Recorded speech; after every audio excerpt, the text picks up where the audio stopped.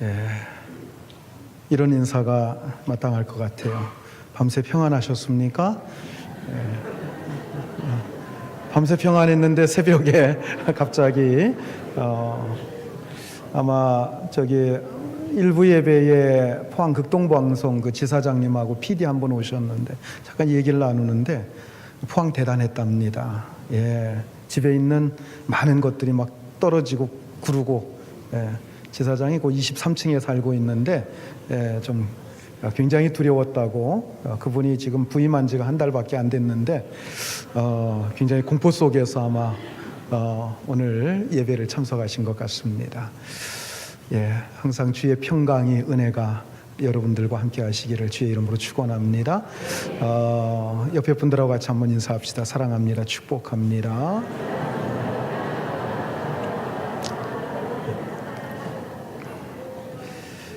예, 한 번 더 인사합니다. 아무것도 두렵지 않습니다.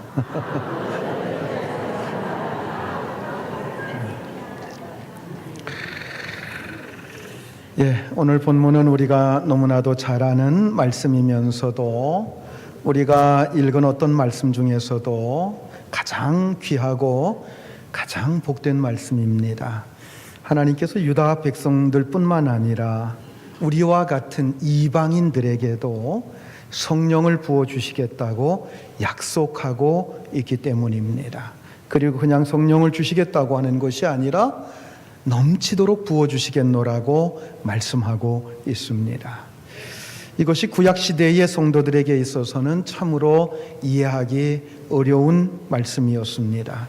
그 당시에는 성령이 극히 제한된 사람들에게만 임하여 능력을 주시거나 예언의 말씀을 주셨기 때문입니다. 그들은 성령이 모든 사람들에게 넘치도록 부어지는 그 경우에 대해서 들은 적도 본 적도 없었습니다. 예수님께서 부활 승천하신 후에 예수님의 약속을 믿고 전심으로 기도하던 120여 명의 제자들에게 오순절날 성령이 강력하게 임하였습니다. 불이 혀와 같이 갈라지는 모습이 보였고 급하고 강한 바람 같은 소리가 그들의 귓전을 때렸습니다. 그들의 마음속에는 성령의 감동으로 인해서 놀라운 기쁨과 담대함이 넘쳐나기 시작했습니다. 성령을 받자마자 그들은 거리로 뛰쳐나갑니다. 그리고 입을 열어서 예수 그리스도의 복음을 전파하기 시작하는데, 그때는 오순절 절기를 지키기 위해 세계 각지에서 모여든 그 많은 나라 사람들이 모여 있었는데, 적어도 15개국 이상의 사람들, 말이 통하지 않는 그 사람들에게 그 나라의 말로서 복음을 전하게 되는 놀라운 기적이 일어났습니다. 그때 베드로 사도가 그 많은 사람들을 향해서 설교하면서 인용한 말씀이 바로 오늘 읽은 바로 이 요엘서 오늘 본문 말씀입니다. 오늘 본문 말씀을 어떻게 인용했는지 사도행전 2장 16절로 21절까지 우리 같이 한번 읽겠습니다. 이는 곧 선지자 요엘을 통하여 말씀하신 것이 일러스되 하나님이 말씀하시기를 말세에 내가 내 영을 모든 육체에 부어주리니 너희 자녀들은 예언할 것이요 너희 젊은이들은 환상을 보고 너희 늙은이들은 꿈을 꾸리라.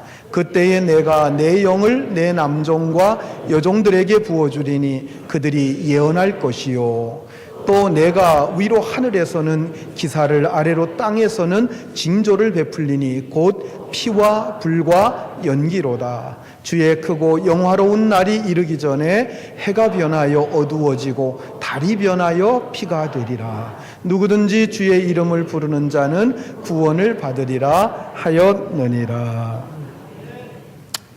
베드로가 지금 자기들에게 나타난 이 놀라운 현상, 성령 강림 사건, 성령의 충만함, 성령의 기름 부으심, 이것을 요엘서의 예언이 성취된 것이라고 요엘서의 말씀을 그대로 인용을 해서, 물론 약간의 그 언어의 표현의 차이는 있습니다만은 그 말씀들을 그대로 인용하면서 그 예언이 성취된 것이라고 설명을 하고 있습니다. 그리고 그날 그의 설교를 들은 많은 사람들이 회개하고 세례받고 구원을 받게 되었는데 그날 구원받은 사람의 수가 몇 명이라고 했습니까?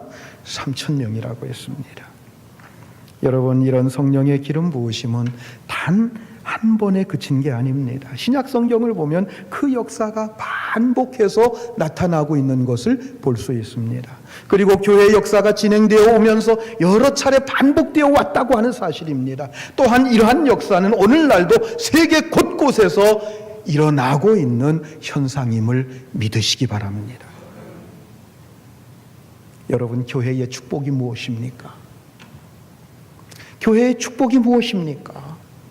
이 성령의 기름 부으심에 대한 놀라운 약속을 가지고 있다고 하는 사실입니다. 성령이 부어지기만 하면 아무리 침체되었고 병들어 있는 교회도 능력을 되찾을 수 있다고 하는 것입니다. 이러한 축복이 오늘 우리 교회에 주어져 있다는 거예요. 그런 교회를 세상은 감당하지 못할 것입니다.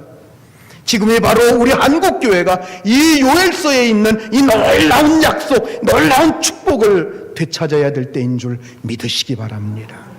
다시금 이 땅의 교회와 성도들에게 성령이 가득히 부어짐으로 과거의 영광과 축복을 되찾아야 될 줄로 믿으시기 바랍니다. 제가 1월 첫 주부터 부흥에 대한 주제를 가지고 설교하면서 오늘이 6번째 마지막 시간입니다. 지난 시간부터 성령에 대한 말씀을 드리고 있습니다. 오늘은 성령의 기름 부으심에 대해서 말씀을 드립니다. 신정에 시작한 부흥에 대한 설교가 이제 구정이 돼가지고 이제 끝나게 됐습니다.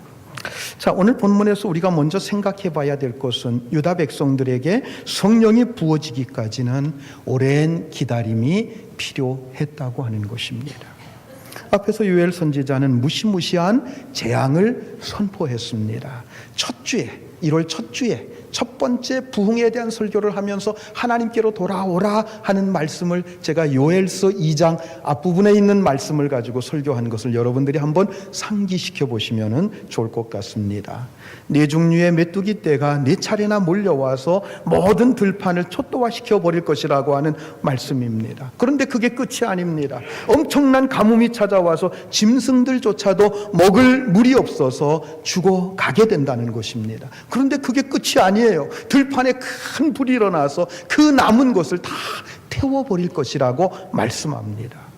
그런데 그것도 끝이 아닙니다. 무시무시한 군사들이 쳐들어와서 저 산 너머에서 대기하고 있다는 거예요. 그런데 여러분, 유다 백성들은 실제로 이 재앙을 다 겪었습니다. 다 당했습니다. 그들은 예루살렘의 멸망을 경험했고 바벨론의 노예가 되어 포로로 붙잡혀갔습니다. 그리고 다시 돌아온 후에도 무려 400년이나 더 기다려야만 했습니다. 그 이유가 뭘까요?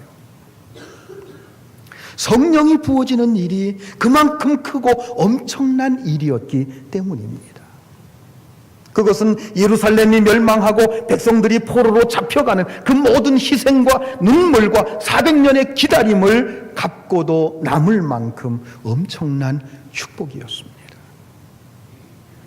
유다 백성들은 듣도 보도 못한 메뚜기 재앙을 거듭해서 당했고 기근과 가뭄과 큰 화재로 모든 것을 빼앗겼습니다. 거기에다가 바벨론의 침공으로 유다와 예루살렘은 폐허가 되어버렸습니다. 그리고 남은 백성들 노예로 끌려갔습니다. 그 후로도 무려 400년 동안 하나님의 말씀을 듣지 못한 채 가난하고 병들고 귀신 들리고 압제받으며 살았습니다. 그런데 성령의 기름 부으심은 이 모든 소름과 눈물과 고통을 다 갚고도 남을 만큼 놀라운 축복이었다는 거예요. 하나님께서는 은혜를 주실 때 그냥 주시지 않습니다. 그냥 주시면 그 은혜가 얼마나 귀한 것인지를 알지 못하기 때문입니다. 사업이 아주 잘 될 때 성령이 임하시면 사업이 잘 돼서 기쁜 건지 성령이 임해서 기쁜 건지 잘 분간이 안 돼요. 사람들에게 칭찬받고 인정받을 때 성령이 임하면 사람들에게 칭찬받고 인정받아서 기쁜 건지 성령 받아서 기쁜 건지 잘 구분이 안 됩니다. 그래서 하나님께서는 가장 좋은 것을 주시기 전에 우리를 충분히 낮추고 또 낮추고 또 낮추십니다. 사업에 실패한 후에 재개하지 못한 상태로 몇 달, 몇 년씩 기다리게 하십니다. 건강하던 몸이 어느 날 갑자기 병들어서 오랫동안 고생하게도 하십니다. 몇 년씩 취직이 안 되어서 사람들 앞에서 얼굴을 못 들게 만들기도 하십니다. 그리고 바로 그때 우리는 우리 자신의 진정한 모습을 보게 됩니다. 내가 꽤 괜찮은 사람인 줄 알았는데 알고 보니까 정말 형편없구나. 그런데 하나님께서 어느 순간부터 은혜를 퍼부어 주시기 시작하십니다. 하늘의 영광을 쏟아 부어 주시기 시작하십니다. 이 땅에서 하나님 나라를 경험하게 하시고 진짜 하나님을 만날 수 있게 해 주십니다. 그때 내 고백이 무엇입니까? 몇 년 동안 병자로 빌빌거리고 몇 년 동안 사업에 실패해서 괴로워하던 그 모든 고통을 합친 것보다도 이 하나님을 만난 것이 너무나도 귀한 것이로구나, 엄청난 기쁨이구나, 이런 고백이 우리의 입술에서 나오게 된다는 겁니다. 여러분, 이런 고백 해보신 적 있습니까? 하나님을 만나기 전에는 돈이나 명예가 귀한 줄 알고 그것 붙잡기 위해서 몸부림을 쳤어요. 그런데 하나님을 만나고 보니까 내가 좋다고 생각했던 그 모든 것들이 허상이었구나, 유리조각에 불과했구나 깨닫게 되는 거예요. 지금까지 잃어버린 세월, 빼앗겼던 모든 것들을 다 합쳐놓은 것보다도 정말 하나님이 훨씬 더 크고 존귀하고 놀라운 분이구나라고 하는 걸 깨닫게 되는 겁니다. 요엘 선지자 당시의 유다 백성들은 전 세계에서 유일한 교회였습니다. 그런데 그 유일한 교회가 하나님의 영광을 버리고 세상을 따라갔을 때 하나님은 세상적인 모든 자랑과 영광을 다 빼앗아가 버리고 말았습니다. 그들의 자랑이요 그들의 영광이었던 예루살렘과 예루살렘 성전, 하나님께서 폐허로 만드셨습니다. 하나님을 잃어버린 하나님의 백성들이 얼마나 비참해지는가 하는 것을 철저히 깨닫게 하신 것입니다. 그리고 그들로 하여금 하나님의 거룩한 임재를 간절히 사모하며 기다리게 하셨습니다. 무려 400년 이상을 기다리게 하셨다가 이 땅에 당신의 아들을 보내주십니다. 그리고 그 이후에 성령을 충만하게 부어주신 것입니다. 여러분, 하나님이 떠난 교회는 더 이상 교회가 아닌 줄 믿으시기 바랍니다. 성령의 역사가 없는 교회는 더 이상 교회가 아닌 줄 믿으시기 바랍니다. 이걸 보여주시기 위해서입니다. 여러분, 교회는 성령의 역사와 함께 세워집니다. 그리고 성령의 역사와 함께 부흥되어 가는 줄 믿으시기 바랍니다. 성령의 역사가 없는 교회는 더 이상 교회가 아닙니다.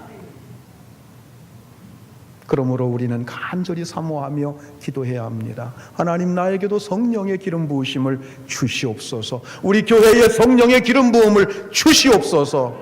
이게 여러분들의 기도가 될 수 있기를 바랍니다. 자, 그렇다고 한다면 성령이 부어진다고 하는 것이 무슨 뜻입니까?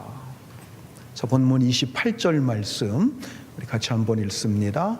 그 후에 내가 내 영을 만민에게 부어주리니 너희 자녀들이 장래일을 말할 것이며 너희 늙은이는 꿈을 꾸며 너희 젊은이는 이상을 볼 것이며 그 후에 내가 내 영을 만민에게 부어주리니, 하나님의 영을 부어주신다 이렇게 말씀하고 있어요.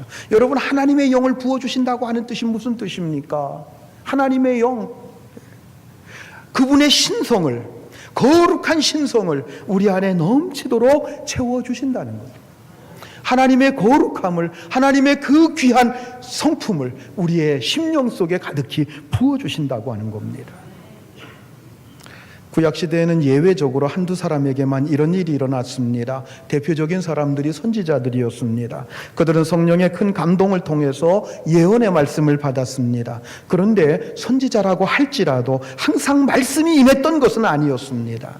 그리고 때로는 자신들에게 임한 그 말씀이 다 무슨 뜻인지를 이해하지 못할 때도 많이 있었다는 겁니다.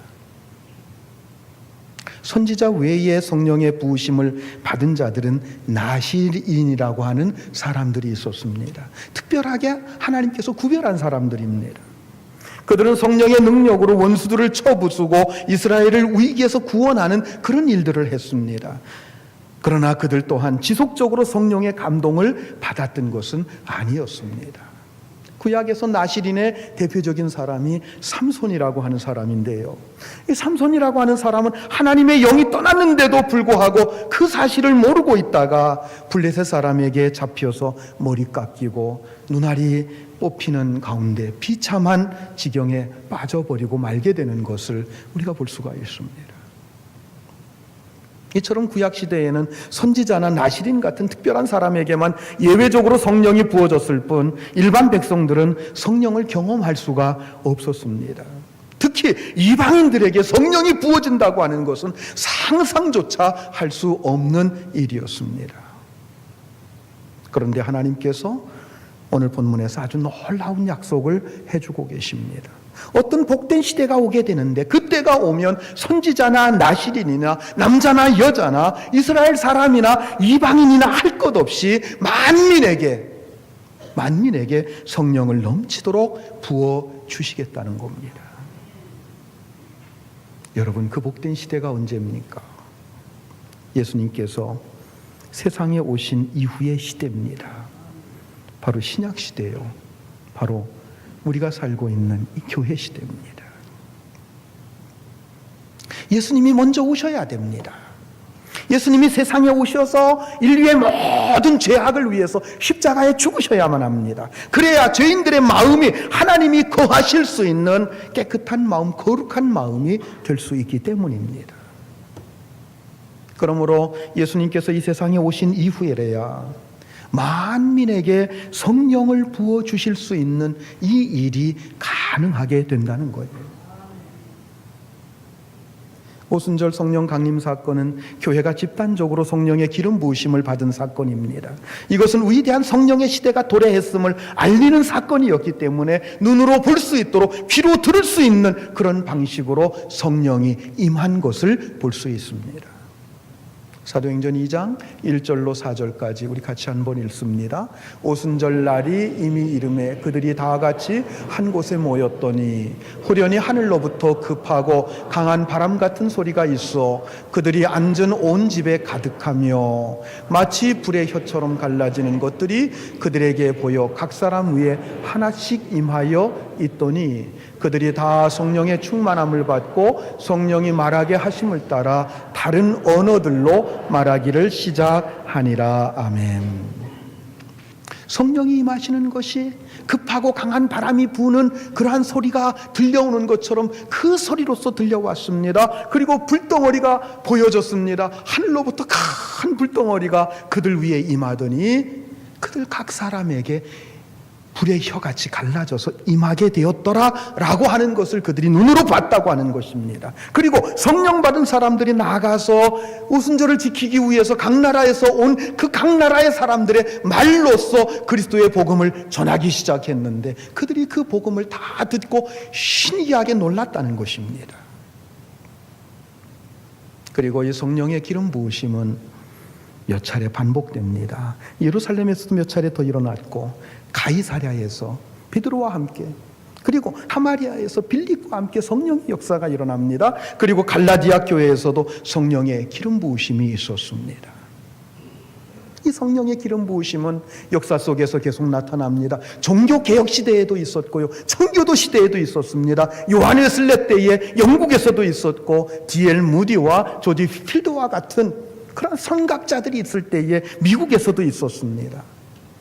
또한 이 땅에서도 초기 기독교 시대에 1907년에 평양에서부터 시작된 그 성령의 불길이 전국으로 휩쓸고 지나가면서 온 교회들이 성령의 기름 부으심을 경험하게 됩니다. 그리고 1970년대에 다시 한번 성령이 이 땅에 부어지면서 교회들마다 놀라운 부흥이 이 땅에서 일어나게 된 것입니다.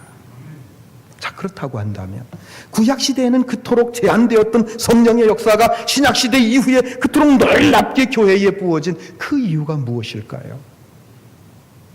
구약 시대에는 모든 인간이 법적인 죄인이었기 때문에 성령이 부어질 수가 없었습니다. 그러나 예수님께서 십자가에 못 박혀 죽으심으로 예수님을 믿는 자들은 누구나 다 그 믿음으로 말미암아 의로워짐을 얻게 된 거예요. 즉 법적으로 의인이 된 것입니다.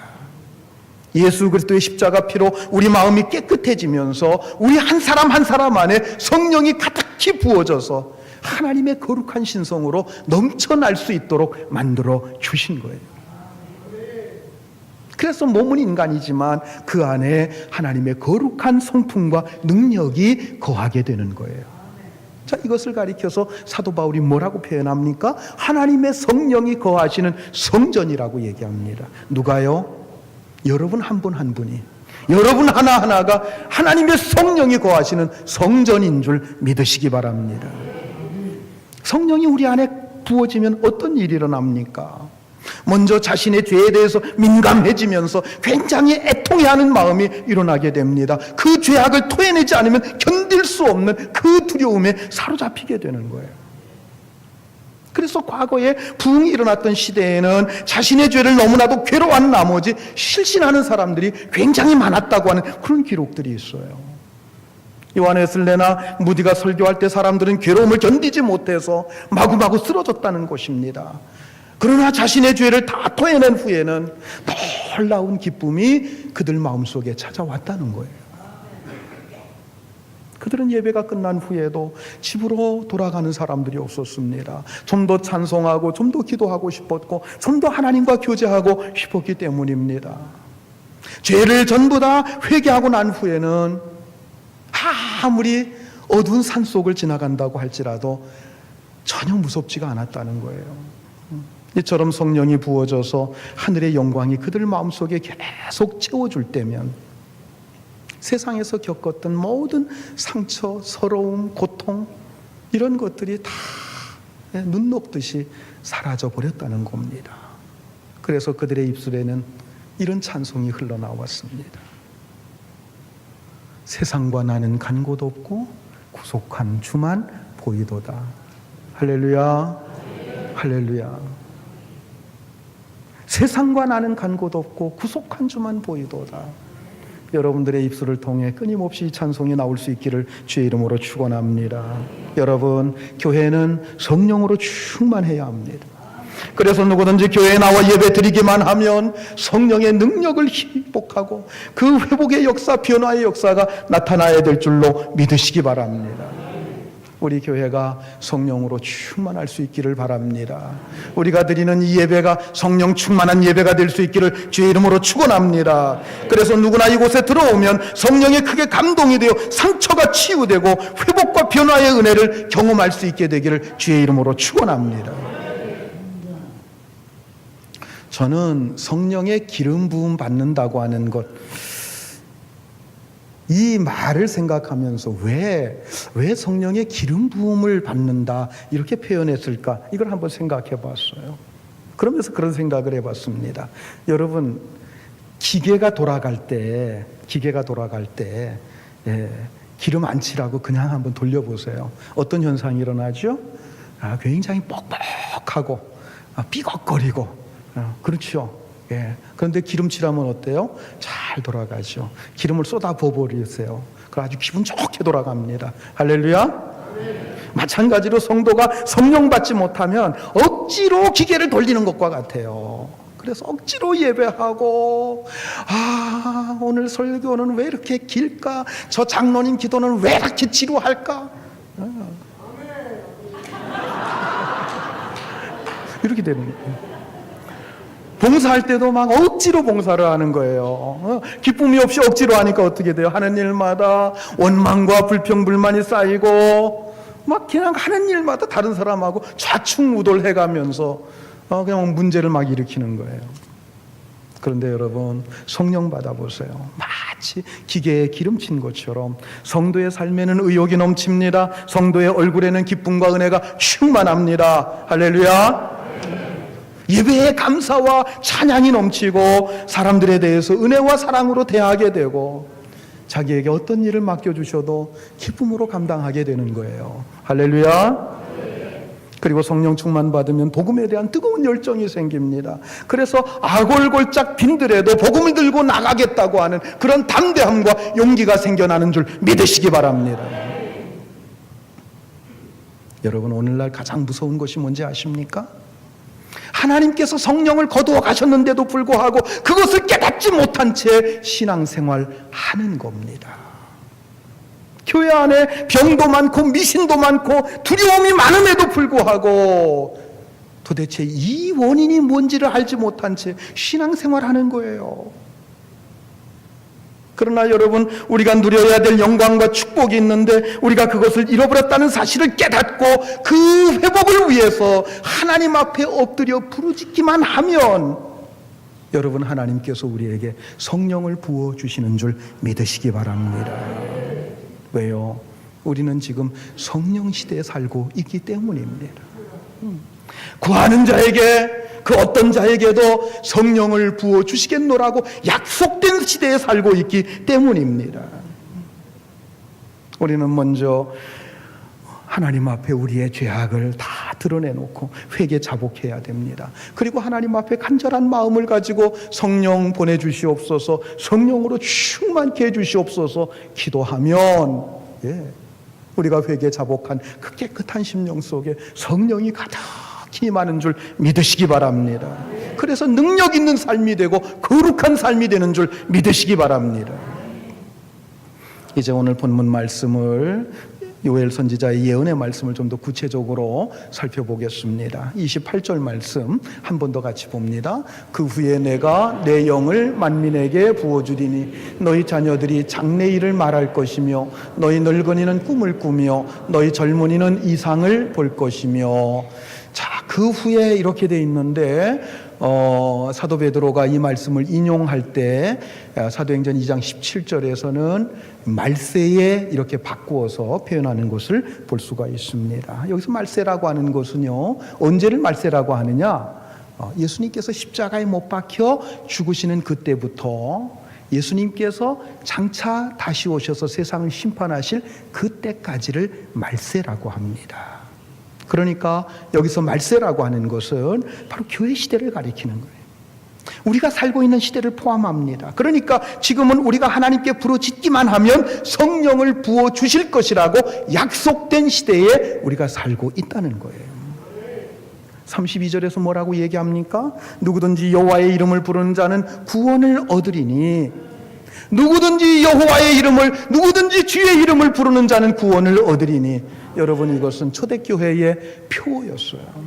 그리고 이 말씀은 성령시대, 교회 시대를 사는 모든 교회의 진정한 표인 줄 믿으시기 바랍니다. 여러분 한번 따라서 해보세요. 누구든지 주의 이름을 믿으면 구원을 얻으리라. 누구든지 주의 이름을 부르면 구원을 얻으리라. 믿으시기 바랍니다. 성령 시대에는 누구든지 주의 이름을 부르기만 하면 죄의 사슬에서 풀려나서 거룩한 하나님의 자녀로 변화되는 줄 믿으시기 바랍니다. 구원받는 줄 믿으시기 바랍니다. 29절 말씀 같이 봅니다. 그때에 내가 또 내 영을 남종과 여종에게 부어줄 것이며, 그때에 내가 또 내 영을 남종과 여종에게 부어줄 것이며. 여기 남종과 여종 누구를 가리키는 거예요? 주의 종들을 가리키는 말입니까? 아니에요. 여기서 남종과 여종이라고 하는 것은 하나님께 헌신된 하나님의 종들을 가리키는 말이 아니라 지금 유대 나라의 종의 신분으로 살고 있는 이방인들을 가리키는 거예요. 하나님께서는 존귀하게 구별된 선지자나 나시린에게만 주었던 그 하나님의 영, 성령을 이제는 이방인들에게도, 이방인 종들에게까지 부어주시겠노라고 약속하고 있는 것입니다. 이처럼 성령이 부어졌을 때 나타나는 현상이 무엇이었을까요? 28절 하반절에서 이렇게 말씀합니다. 자녀들이 장래일을 말할 것이며 늙은이들이 꿈을 꾸며 젊은이들이 이상을 보게 된다는 거예요. 자녀들이 장래일을 말한다고 했습니다. 이것을 사도행전에서 베드로는 너희 자녀들이 예언할 것이다 이렇게 바꿔서 인용하고 있습니다. 구약시대에는 예언자, 선지자들이 예언을 했습니다. 여러분, 이 예언이라고 하는 것, 성경에서 예언이라고 하는 것은 미래에 대한 막연한 예측을 말하는 게 아닙니다. 미래에 일어날 하나님의 사건에 대해서 하나님의 종들이, 하나님의 백성들이 말하는 것입니다. 점쟁이가 점치는 거하고 달라요. 예. 누가 예언의 은사 받았다고 해서 거기 쫓아가가지고 내 미래가 어떻게 될 건지 점쳐달라고 이렇게 한다면 굉장히 어리석은 거예요. 성경에 나오는 예언은 하나님의 말씀과 관련된 겁니다. 이 하나님의 말씀이 예언의 책이에요. 그러므로 말씀을 가지고 말하는 것이 모두 다 예언인 줄 믿으시기 바랍니다. 그것을 누가 했습니까? 구약시대에는 성령의 기름 부음을 받은 선지자들이 했습니다. 그러나 신약시대에는 성령을 받은 모든 그리스도인들이 다 예언한다는 거예요. 하나님의 말씀을 받고 그 말씀을 선포하는 거예요. 여러분, 그렇지 않습니까?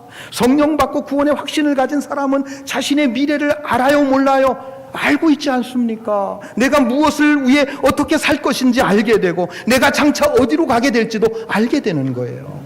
그리고 주님 오실 날이 가까웠다는 사실도 알게 됩니다. 믿음의 눈을 통해서 다 알게 되는 거예요. 그러므로 성령 받은 사람은 미래를 두려워하지 않습니다. 전쟁도, 질병도, 그리고 지진도, 그리고 죽음도 두려워하지 않습니다. 할렐루야, 할렐루야. 두 번째로, 너희 늙은이들은 꿈을 꾼다 그랬어요. 늙은이란 젊은이의 상대 개념입니다. 나이 많은 어르신들을 가리키죠. 그들은 은퇴한 사람들입니다. 은퇴할 때 대부분의 사람들은 겉으로는 웃지만 속으로 운다고 그래요. 예. 은퇴하게 되면 은퇴하기 전날 그렇게 서럽게 운다고 그래요. 조용히 혼자 가서 운다고 그래요. 그들은 외로워하고 고독해합니다. 그들에게는 언젠가는 양로원에 가야 되고 요양원에 가야 된다고 하는 두려움이 있어요. 지금은 내가 내 발로 걸어 다니지만 언젠가는 내 발로 걸어 다닐 수 없을 때가 있다고 하는 그 두려움이 있습니다. 그리고 언젠가는 죽어야 된다고 하는 죽음에 대한 두려움을 가지고 살아갑니다. 그래서 노인들에게는 꿈이 없어요. 그런데 성령이 임하면 노인들이 뭘 한다고요? 노인들이 꿈을 꾼다는 거예요.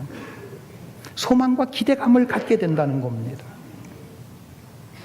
아브라함은 75세에 새로운 믿음의 여정을 시작했습니다. 그 나이에 본토 친척 아버지의 집을 떠난다고 하는 것 결코 쉬운 일이 아니었지만 과감하게 하나님께서 보여주시는 그 꿈과 이상을 가지고 떠났습니다. 아브라함이 75세에 떠났다면 모세는 80세에 새로운 사명을 받고 이스라엘의 지도자로 세워지게 됩니다. 모세가 80세에 부르심을 받았다고 한다면 갈렙은 그보다 5살 많은 85세에 저 산지를 내게 주소서라고 하면서 새로운 땅을 정복하기 위해 나섰다고 하는 겁니다.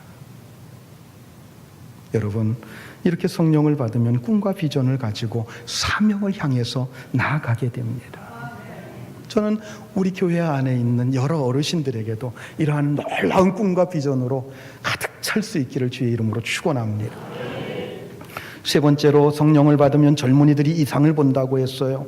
이상은 다른 말로 하면 환상 또는 비전이라고 볼 수 있습니다. 요즘 젊은이들은 노인만큼도 꿈이 없습니다. 구름대처럼 몰려다니는 수많은 젊은이들 보세요. 그 눈에는 생기가 없습니다. 비전이 없습니다. 어떻게 하면 조금이라도 더 이익을 챙길까? 어떻게 하면 조금 더 좋은 대학에 가서 좋은 직장에 들어가서 그저 안정된 생활을 할까? 이게 전부예요. 물론 그게 나쁘다는 얘기가 아닙니다. 그러나 그것은 한 과정에 불과한 거예요. 그러므로 그것으로 자신의 꿈을 제한해서는 안 된다는 겁니다. 내 인생과 내 젊음을 투자해서 영혼을 위하여, 진리를 위하여, 하나님의 나라를 위하여 도전하고 모험하는 것, 여러분, 이것이 성령 받은 자의 모습인 줄 믿으시기 바랍니다. 이러한 꿈과 비전이 우리 교회 젊은이들 사이에서 풍성하게 일어날 수 있기를 주의 이름으로 축원합니다. 본문 30절 말씀 같이 읽습니다. 내가 이적을 하늘과 땅에 베풀리니 곧 피와 불과 연기 기둥이라. 여러분, 성령이 임하시면 기적이 일어나는 줄 믿으시기 바랍니다. 성령이 부어지면 기적이 일어납니다. 왜요? 하나님 살아계시기 때문입니다. 여러분, 하나님이 없다면 무슨 기적이 일어나겠습니까? 그런데 우리가 하나님이 계시다고 하는 것을 믿으면서도 하나님이 하시는 그 일에 대한 기대감이 없어요. 기대감이 없어요. 우리는 세상에서 너무나 상식과 합리성과 이성으로 살도록 그렇게 훈련되어졌어요. 그러나 하나님이 어떻게 인간의 이성과 상식과 경험에 의해서 제한될 수가 있겠습니까? 여러분, 인간의 그런 것을 가지고 하나님을 제한하지 않는 여러분들이 되시길 바랍니다. 하나님께서는 놀라운 이적을 베푸시는 분이십니다. 하늘과 땅에 베풀어 주신다고 했습니다. 여러분, 그게 뭐라고 그랬어요? 구체적으로 피와 불과 연기라고 했어요. 피와 불과 연기, 딱 언뜻 떠오르는 게 없습니까? 뭘 연상합니까? 출애굽 사건이 연상이 되죠. 그렇죠? 출애굽 사건이 연상이 됩니다. 하나님께서는 이스라엘 백성들을 어린 양의 피로 구원해 주셨어요. 그리고 그들을 불기둥과 구름기둥으로 인도해 주셨습니다. 이것은 뭘 가리킵니까? 예수님의 십자가와 성령을 상징하는 거예요. 피는 우리의 죄를 씻어내는 예수님의 십자가입니다. 그리고 불기둥과 연기기둥은 우리를 인도하는 성령을 나타내는 거예요. 무슨 얘기입니까? 성령이 임하시면 우리 속에서 출애굽의 역사가 일어나게 된다는 거예요. 애굽에서 탈출하는 그 역사가 일어나는 거예요. 애굽이 어디입니까? 바로의 세력 밑에서 무지몽매하게 종살이하던 곳입니다.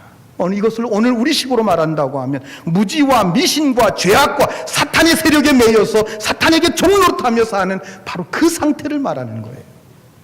그러나 성령이 임하시면 바로 그곳에서 출애굽하여 하나님 앞에 나아가게 되는 줄 믿으시기 바랍니다.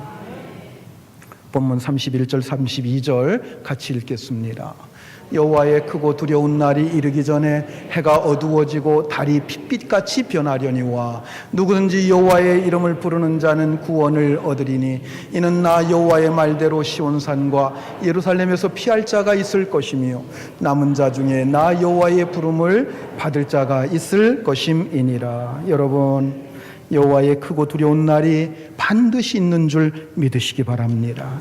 여러분, 역사는 언제나 계속 되는 게 아니에요. 역사를 시작한 분이 계세요. 역사를 매듭질 분이 계시다고 하는 사실을 여러분 기억하시길 바랍니다.